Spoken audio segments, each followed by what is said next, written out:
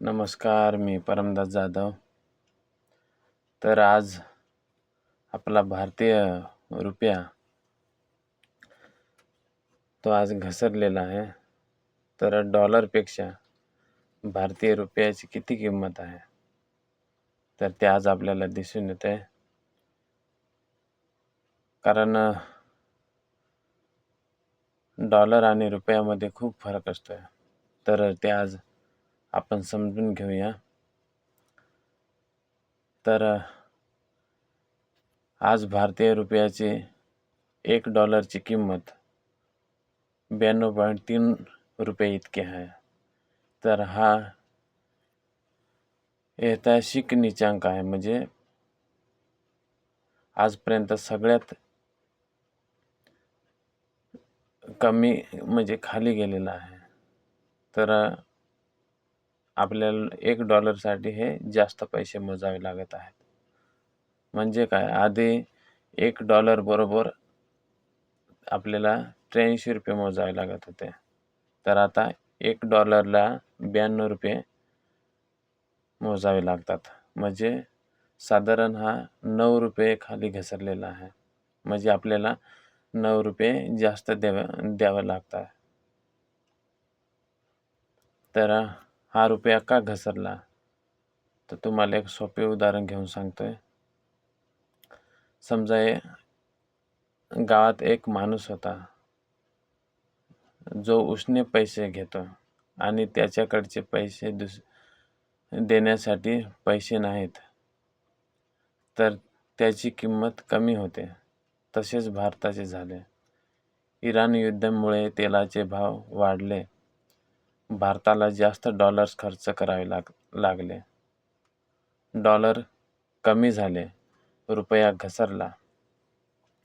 परदेशी गुंतवणूकदारांनी या महिन्यात $4 अब्ज म्हणजे 37,000 कोटी भारताकडून काढले.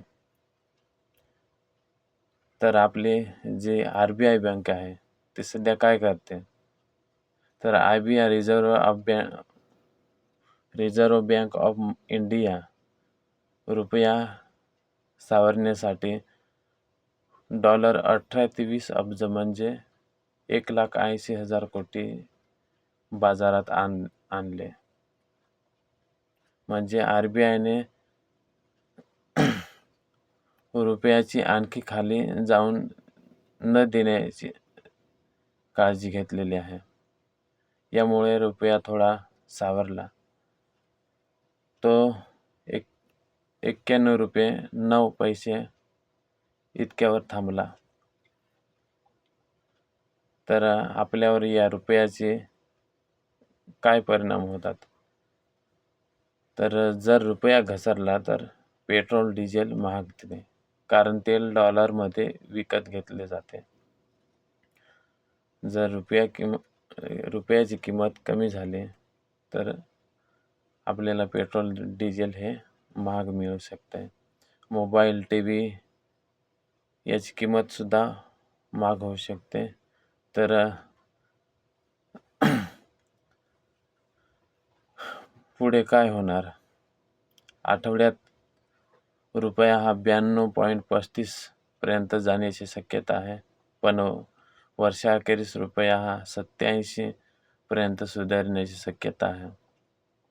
कारण या युद्धामुळे तो रुपया आहे त्याची अजून जास्त म्हणजे 92.35 रुपयापर्यंत तो जाण्याची शक्यता आहे.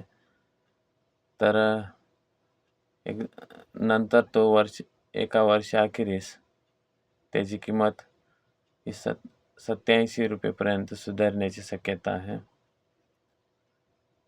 जर तेल संकट संपले तर, आणि जर तेल संकट संपले नाही तर तो 92च्या वरती जाईल.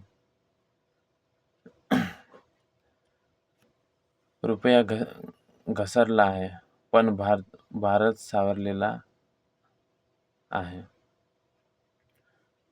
तर असे हे रुपया का घसरला,